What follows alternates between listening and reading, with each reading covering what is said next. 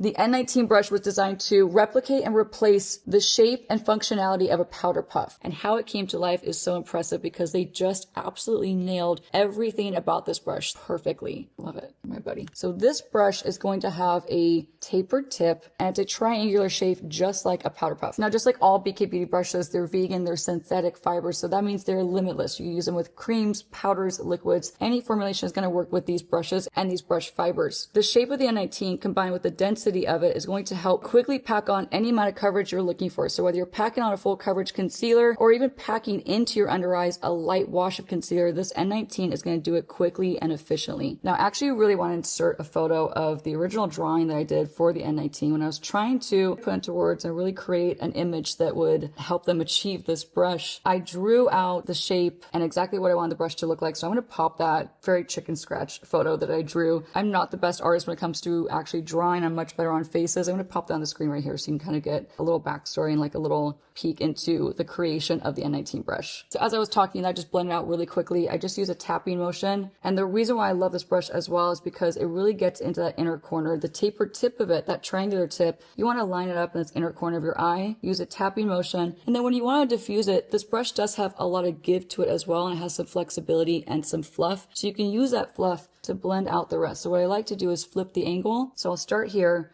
and then I'll flip the angle and I'll bring it up towards the temple to really further that brightening and that lifting effect with concealer. So same thing, I'm just gonna use a tapping motion, line this up right between my brows, and then you could flip the angle and blend out the rest. It's also good for cleaning up a contour that has gone too low or a bronzer that's gone too low. You can simply take whatever's left over with your concealer and just swipe it underneath. It's gonna act like a nice little gentle eraser, and the shape is gonna help to lend itself with cleaning up this area. I'm gonna tap in that bridge of my nose highlight real quick. So just like a powder puff, you would use that same shape of the N19 to dip into powder. So work it into the bristles of the N19. It should look like this when you're done. Fully saturated, but not too much product. Looking up, you're gonna line this right up underneath your eyes. And then what I like to do, and one of my pro tips, is to use this to further enhance a bridge of your nose contour. So that same contour that we applied earlier, by placing a little bit of an extra amount of this powder along the bridge of the nose, just like you would a powder puff if you were doing a bake. I love to do what I call a baby bake. So this would be a perfect baby bake for along the side of my nose if I want to really lock in